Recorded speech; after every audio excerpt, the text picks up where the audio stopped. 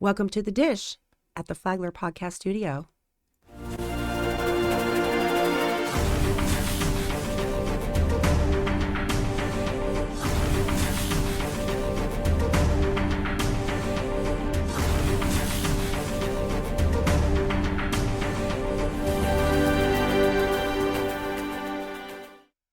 Happy New Year, everyone. Welcome to episode 5 of The Dish. Today we're going to be talking restaurant etiquette. But first, we're going to enjoy our dessert because it has whipped cream on it and I don't want it to all melt off. I mean, look at this. This is beautiful. So and I don't mind doing it at the beginning. So I have Alan with me. We usually do this at the end, but I want to do it at the beginning. He's going to be enjoying his over there probably while conversing with me on this subject. You know it. Yeah, you know it. This is going to be a two-part subject, a two-part podcast, if you will, only because I am actually in the hospitality industry. Most of you know, I actually have my own business. I do private bartending and private dessert tables with items like this is my strawberry shortcake cake. I do all kinds of desserts, and I really enjoy baking. That's my most favorite part of my job. Oh, my God, this is good. Oh, thanks. I'm also a mixologist, so I can create drinks for your party based on what flavors you like, or maybe even do a special color drink or something of that nature. So I'm reachable on Facebook. I'm reachable at Kandi Stevens. I'm reachable here at the Flagler Voice Podcast Studio website. And you can also find me on my email at sugarshakers with a Z, llc@gmail.com. I'm reachable in very many ways. Facebook is the best way to reach me with a private message or even a public message. I don't mind. And I'll be happy to speak to you about what you might need. How's that over there tasting? Oh, I'll tell you what. You know, this whole sugar thing that I have going on, yeah, I have to throw it out the window when we do these shows. Yeah. Because there's no way I cannot eat it. And, you know. But it's one day a week, so at least you know it's coming. Yeah, I know it's coming. And the other, you know, it's like certain foods you just can't take one bite. Like I could take one bite of it and say, wow, this is cool, and set it aside. Nobody would know no, it's going to be gone. I really appreciate that. I hear that a lot from people, and I didn't really realize that baking was my niche until probably the last few years. So right now at the restaurant, I've developed a new cake. It's called a tiramisu cake. So I don't like the little cookies in it. I don't like how they get like mushy and gritty. So I made a homemade cake, and it's I use French press coffee in the cake to give it the coffee flavor. And then I do like a poke. You poke the cake and you do like a syrup on it, Right. and it's got Kahlua, cocoa powder, and condensed milk.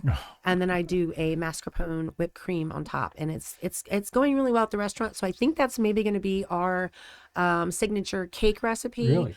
Yeah, we already have a signature cheesecake recipe, and that's going to be our tropical cheesecake. That's going to be You come up with that recipe? I did. That's my recipe. I created that just for the restaurant, and I promised Chef once I got it the way they wanted it, I wouldn't make it anywhere else. So I really don't even make it at home. It Wow. belongs to them. And it's like a tropical cheesecake. It's kind of like, it's like a creamy pina colada. It's got fresh coconut cream inside, fresh coconut. I make a fresh pineapple sauce out of pineapples that goes in it also. And then it's baked in like a graham cracker coconut macadamia nut crust. So it's a real tropical cheesecake. That's why they call it Tropical Dream. That's where the name came from. You know, people are just going to gain weight by watching this podcast. Well, what they have to do is really go to the restaurant and have like either our BLT wedge salad or maybe our fried goat cheese salad, and then they can have the dessert and not feel so guilty. And they're all shareable size, so you don't necessarily have to eat the whole thing by yourself. You can actually share it if you like. But that is the dessert. So we're talking about that firstly. So we're going to turn the page, and I am reading this book, Unreasonable Hospitality, because this is actually the way that we run Santiago's Florida Kitchen and Craft Bar inside of the Guy Harvey Resort. We are their in-house restaurant, and we have a very delicious menu. I say we have all the D's because we have all three. We have drinks, we have desserts, and we have the entrees. We have all of the deliciousness all in one. It's hard to find a restaurant really that has all three. So we've been reading this book, myself and one of the other managers, and going through Hell Week, which is what we call Christmas through yesterday. No offense to anybody, it's just a lot more hours for all of us that work in hospitality. All of us that work in hospitality love people, but this last 7 days of the year is always the most trying for us because of the extra hours, and just the extra, it's extra everything, really. It's so hard to explain if you haven't worked in a restaurant. So really, take care of your servers and take care of your bartenders, because you don't know if they're on their second double, their third double. I guarantee you they're probably on a double. I guarantee you they're on overtime. So, and they're also spending Christmas away from home. So, you want to try to take care of the people that are there to serve you, because that's what we love to do. I've always been in some type of public service. And so I really enjoy hospitality. But sometimes it gets really stressful when it gets really, really, really busy, even more than experienced people can handle sometimes during this season. Yeah. So I decided I wanted to do my podcast on restaurant etiquette. And I wanted to do it in two parts. I wanted to do it firstly from the patron side. And then secondly, because that's probably going to be a longer one, because that's going to include the tipping side of the server or the bartender side, because Sure. there is two sides, and you also have to remember the food and beverage director side and then the proprietor side as well. And so it's hard to get all those things together today with a restaurant, because restaurant margin profits are so slim today. But you guys got to remember, we're paying more for the butter and the eggs and the milk too. Okay, so we have to be really creative with our recipes, and try not to waste anything. And our restaurant has really gotten good at that since COVID. Mhm. We've been really recognized for that. And other places could really, really learn from how we don't waste much of anything, and Sure. everything that comes out is delicious. Um, so I wanted to start today with the patron side of a restaurant, because I'm a patron sometimes too, and when I go out to eat, I do want somebody to wait on me and bring me my drinks and bring me my food, because that's what I do for other people. So of course, when I go out, I'm expecting a certain level of service, Right. a certain etiquette, if you will, from the server towards me and my table. So I'm not going to hit every single topic of this, but these are just the general things that you should be expecting as a patron in a restaurant. You should expect to be greeted at the host stand. Now, if you walk into a restaurant and it's super duper busy and you can see everybody's walking super fast to get back and forth, that is a busy restaurant. Okay, so it might take a second for somebody to acknowledge you, but trust me, they know you're there, because we're stressed out and we're hoping nobody else walks in right now. And we notice when you do. We notice when you do when we're not busy too, but I'm just saying, when we're super busy, everybody's a little stressed out, so that your answers might be a little shorter, because we have 3 or 4 other things we're having to remember to go do. So just be patient with your hosts, and remember, they're probably their first job. Mm. So we don't want to discourage people by being a nasty patron to the 16-year-old hostess, just like the 16-year-old at the McDonald's counter if your food's wrong. We want to encourage people to work and encourage them how to interact with each other, but we don't want to be a bad example either. We want to encourage it, don't you think? Yeah, and I've only ever been on the patron side, and you know, I, I've had fantastic service, and I've had crappy service, Mm-hmm. and I agree. During busy time of day or busy season, you have to sit back a little bit and give some slack Be to a little the wait patient. staff. Yeah, just Sure. a little grace, because literally the servers are running as fast as they can. Yeah. And a lot of people don't know that a lot of places are short staffed right now, because a lot of people don't want to work. And I don't know what the answer to that is, and I don't know why that is. I don't know. But a lot of people, they just don't want to work. They don't want to clock in and out somewhere every day, and that's It okay. seems But I like mean, since COVID that happened. I mean, yeah, before COVID, people hunting for jobs and couldn't get a job right. because now Nobody, everybody's looking, but nobody wants to work. right. And then I hear people say, well, I applied a bunch of places and nobody called me back. Well, if you apply somewhere and that's where you really, really want to work and you don't hear anything within 2 days, I would show up with my resume and say, hey, I sent you my application and I really, really, really want to work here. Can I please talk to the hiring manager? And if you really want a job somewhere, you show up. Oh yeah. I know people say that's old school, but Don't you want them to see if you're going to, don't you want to be a good fit where you're going? Yeah, What if it's and you somewhere want to that see yells at people all day long? Do you really want to work there anyway? Like, you need to be interviewed there. right, and I think that the employer, because I have been on that end, I think that the employer wants to see that the potential employee has has a drive to become a member of that team Right. and move forward. If you never hear from them again, the potential employee, if you just never hear from them again, they probably didn't want it enough, in my Right. opinion. And that's what I'm Or saying. at Like, least that's the image they give across. well, you want to hire people that want to do good, that want to be part of a team, that want to like work at something, Yeah. like that's the kind of people that you want to hire. And I just feel like if you don't ever meet them in person, I just don't feel like you can really know if they're a good fit, and the person can't know if they would like it there and feel like they're a good fit. So I think it's beneficial to do interviews in person. So Yeah. that's how I work the restaurant. So anyway, be nice to the hostesses because we're at the hostess stand now. So we're standing at the hostess stand, and there is clearly a sign that says, "Please wait to be seated." That sign is there for several reasons, and from the patron side, people need to know this. Now, if you're going directly to the bar and you know that you can seat yourself at the bar, you can pass the sign and you can go directly to the bar. But any other thing, you need to wait at the hostess stand because the hostess or host is actually controlling the flow into the restaurant, okay? They're going to make sure that every table is assigned to a server, and they're going to make sure every table is greeted, and they're going to make sure that they don't seat too many tables so they can't get greeted and can't get waited on promptly. Or overload one Or waiter overload or one waitress server, and because a if you server. seat Yeah. yourself, you may sit in a section that just got sat a 12 top. And I can promise you she's probably not going to be over to your table for at least 10 minutes because she's got to go around the whole 12 top, get the order and go put it in, make some of it that she can make herself, drop that off, and then come to your table. Right. So when you seat yourself, you actually screw up the rotation, and you actually pretty much ensure that you're going to get slow service because they weren't ready to seat you yet. And there's usually reasons for that. Sure. A lot of times there's also reasons the kitchen, the expo line is full of tickets, and the chefs can only make so many things at a time on the surface that they have. So you have to also remember sometimes you might walk into a restaurant and they tell you that they're on a wait, but you can clearly see open tables. That's because the kitchen is full, the grill is full, their expo line is full of tickets they have to still make.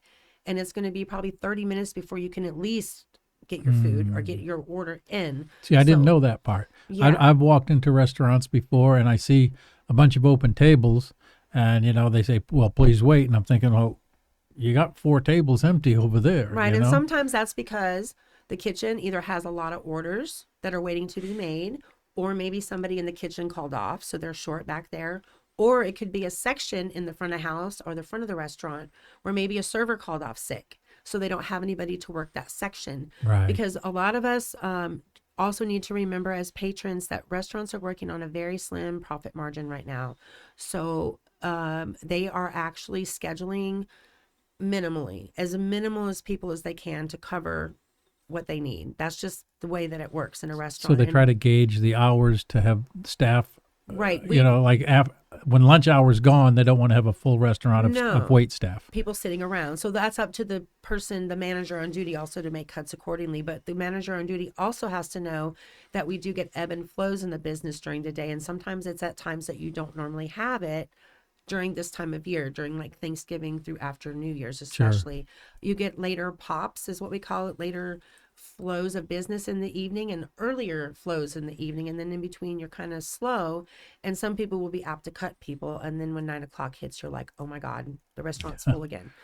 So those are things that as a patron, you have to understand. Sometimes when we're short staffed and we know that the service can't be given to you that you're expecting, we have to sometimes go on a wait, either because of the food or because we're short staffed Sure. to accommodate you for that. So it's not always what you might think. And I think with people getting this knowledge about these things as a patron, I think that it will actually, we need happy employees and we want happy patrons. And I've seen in my years in the business that when you really have happy employees, you have happy patrons walking out. I mean, it seems so simple, but yet it's so hard for people to do nowadays for some reason. Yeah. We try to give days off and we try to compensate people where I work. And so I think that's why people stay for so long.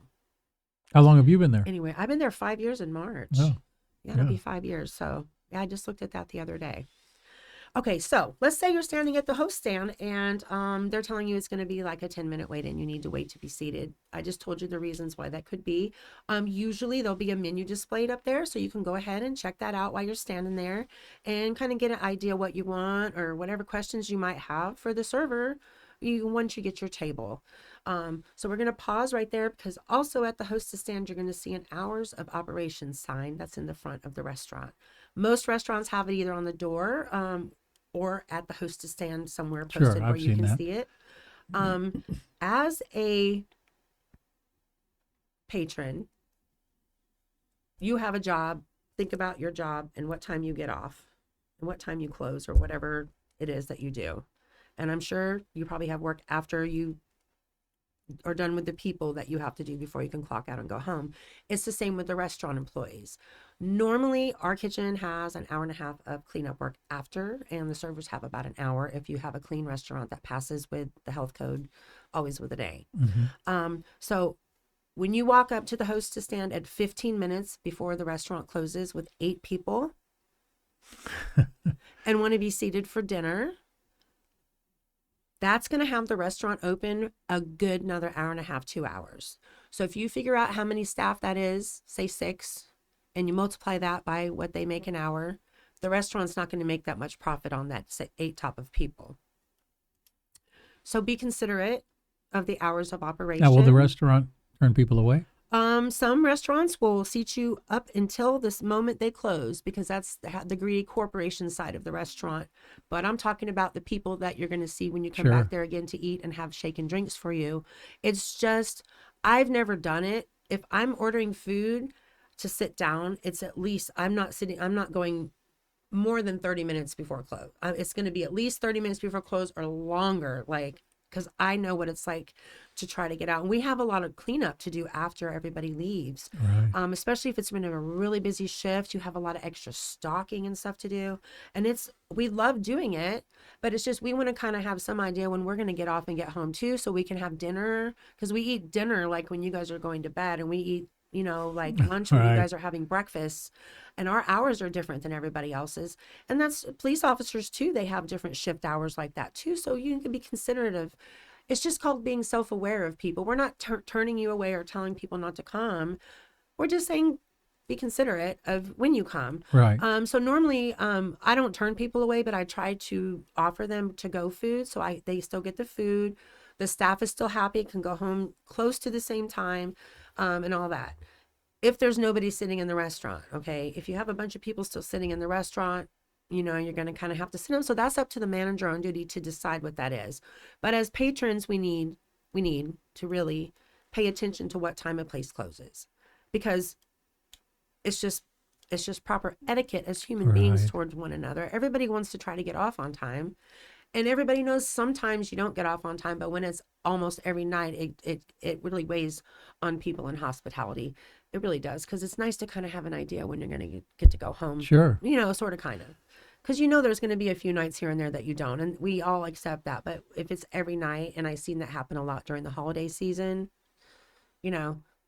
just saying, looking at it from the other side, you got to look at it from both sides. And the owners of the restaurants want us to seat you all the way up until exactly at 10 o'clock on the hour. So we will, but as patrons, maybe we could just be little bit more cognizant and not make us have to. I think like your suggestion of, to go food. Mm-hmm. I think that's, if you're going to come in last minute like that, I think Yeah. that's the way to do it. Give everybody a break. Come in, get your food, but take it home. And so everybody's still happy. Right. Everybody still gets their Right. food. They just can't sit in the restaurant and eat it. They Yeah, I can think go that's sit in the their way. room on the balcony and look at the ocean and eat it, Yeah. or wherever you're staying at. You can, do that. So the hours of operation sign, please make sure that you look at that, and just be courteous. That's all. Sure. That's all that we're asking. So now we're at the table. You got seated. You're at the table. You should be greeted by your server within about 3 minutes or less. Even if they're walking by with drinks for another table, you should expect for them to say, "Hi, I'm Kayla. I'll be with you shortly. Sure. Right? So you should be greeted. So these are things I'm telling you are points of service that you should expect as a patron to be able to give the 20% tip. They're earning the tip from you because anybody can slap food on the table, keep your drink full, and that's it. That's basic bare minimum service. And that's not what I'm talking about. I'm talking about like actual service. Right. Like, And let's side for just a second and talk about the tips, because wait staff, servers, you don't make the same minimum wage, let's call it, as somebody else in retail or something's making. right. And the way that that's balanced out is through tips, correct? Right. And that is how it works. And I have a segment on that we're going to talk about later. Okay. Yeah, but tipping, I see it from both sides, how people should be paid a basic minimum, a basic wage, a living wage. But we wouldn't be able to afford the menu items if they paid people what basic minimum wage should be, which really should be about $18 an hour because that's a survivable wage without tips. You Right. got to Okay. have taxes are coming off of that too. You got to remember. Okay, a restaurant cannot afford to pay the serving staff $18 all an hour. They can pay the managers that maybe, but not the wait staff. It's just And if they did, the menu would be so expensive nobody would be able to. nobody could afford it, but they wouldn't have to tip. And that's what people say. Well, if you don't like working in the tipping business, get a different job. People that work in the hospitality and the tipping business don't want a different job. We like to be around people and see people happy when they're happy with their food and they Right. love their drinks and they want to come back next time and get something else on the menu that they almost got, but they got, this instead. That's what we live for. Yes, it's tiring. Yes, it's exhausting sometimes. But if we are cognizant of you and you start being more cognizant of us on the other side, the dining experience is just going to be that much better because it'll just flow better. Sure. And so that comes to ordering your food. Okay. So your servers should really be able to tell you about any specials that are on the menu, answer any questions you have about maybe what's in the special or maybe even how it's prepared. They should really include that partly in their description of it, but that everybody's kind of different. Maybe tell you their favorite dish on the menu, and maybe suggest a drink or two on the menu. They should be able to do all those things. It's funny because whenever I've asked, what's your favorite, asked a waiter or waitress, what's your favorite? In the back of my head, I'm thinking, well, they're going to say anything on the menu because they don't want to say that something that's being served there, isn't good. Yeah. But I'm normally you get an honest answer from somebody. Well, I'm not so fond of this. It's good, but I'm not. It's Yeah. not my taste, and I like. Yeah. Yeah. So I like asking what they like, Right. even though sometimes I'm expecting an answer that's just going to be, well, I like everything on the menu. Well, Yeah. no, you don't. I mean, I really do like everything on our menu, but I do have a favorite dish, and that's usually the one that, when I'm behind the bar waiting on people, I usually highlight that dish, and the chefs know I'm the one working because I keep getting the macadamia nut crusted mahi up there. That's my favorite thing that we have. I mean, I love all the food. I really do love all the food.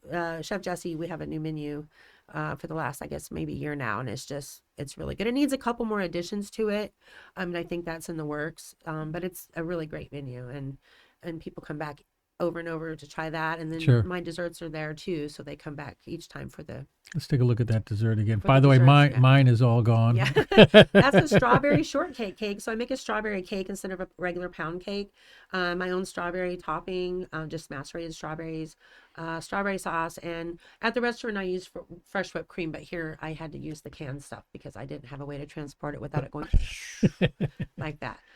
So yeah, I do have this sometimes during the year at the restaurant. So I do rotate specials, but I generally always have some sort of brownie, key lime pie bars, and then the tropical dream cheesecake I was telling you about earlier on the menu. And I think we're going to add the tiramisu cake too. So I think I want to do that. So we've been having German chocolate brownies recently and not the regular brownies. So I may have to bring one of those for you to try. You may have to. Next twist your arm. Yeah, please. Yeah, so we have all kinds of like really great food, great drinks, and all that stuff. So now you're ordering those great foods and great desserts and great drinks, and your server wants to give you the best hospitality that they can. So especially if it's busy, try to ask for what you want. So if you're reading something on the menu and you're not sure if the sauce comes on it or on the side, please ask before you order it, because during this holiday season, we had to we had to comp off a lot of stuff with sauce on it because the person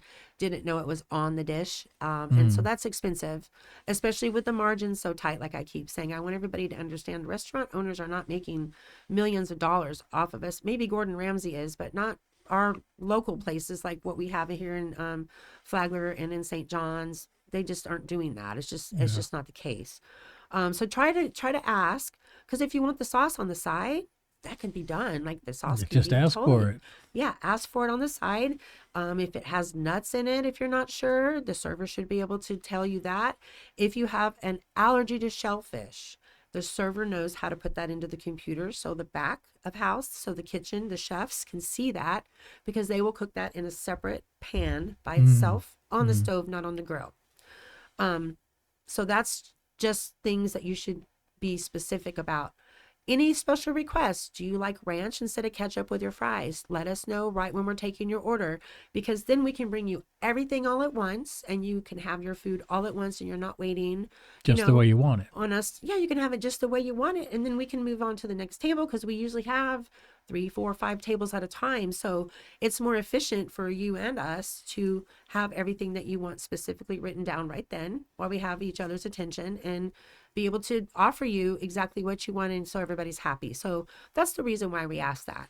Because when Sure. you're running somebody back and forth, they probably have four, six, five, 10 other things to do. I'm not even joking. You have to go orders. You have a table that needs water, one that wants more lemon. All these things we could ask for ahead of time. And I I don't know drink a how, lot of tea. I ask for extra tea up front. I'll tell you, I drink a lot of tea. Just bring me 2 glasses because I drink a lot of tea. the service staff remembers that stuff. I I couldn't do it. It's hard, and that's another thing. You're trying to remember a lot of things at different times. So, like for instance, when I'm bartending, I'm waiting on all the people behind the bar, whoever's sitting at my bar, I'm waiting on them food and drinks. I'm also waiting on all the bar drinks in the entire restaurant, and then I'm also responsible for answering the phone for Hmm. to-go orders. I have to bag those up when those come up as well, and then I also have the manager at the time, so the servers come to me with all that kind of stuff. So the bartender usually is that same role in most restaurants, and so they've got at least 5 or 6 things going at all times, so they are not always smiling, and it's not because they're not happy, it's because they're trying to remember all the things that they have to Sure. do. Some people can put a fake smile on and like that, but I have a hard time doing that because I just feel like it looks fake. So if I have a lot of things that are going on, I just make jokes about it. I'm like, I'm sorry, I have a million things going on right now. I'm trying to remember. Sorry, I'm not smiling, but how can I help you?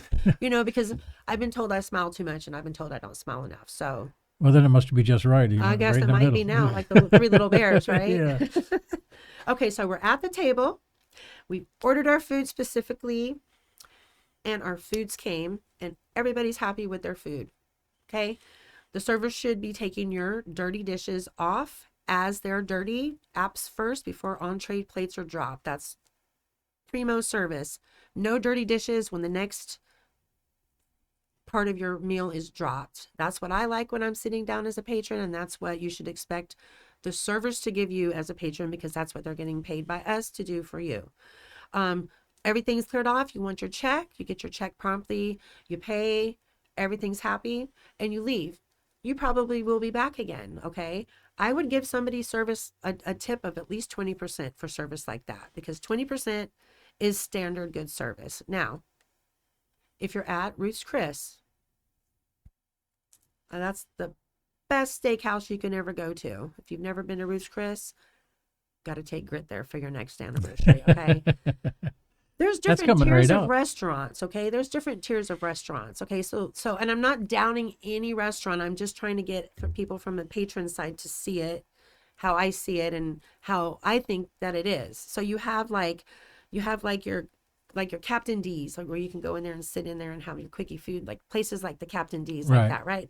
And then you have like your places like Applebee's and like Chili's where you can go in like that.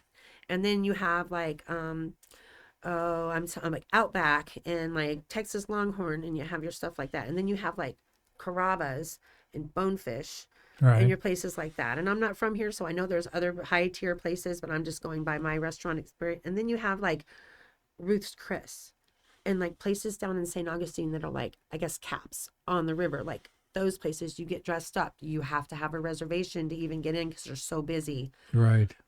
Those places, those servers there, the things I told you to expect are on steroids there. Okay, they're anticipating your everything. They're looking at your ranch, and if it's half gone, they're already bringing you a ranch before you can even ask for one. They're filling your water before you can even ask for them to fill it for you.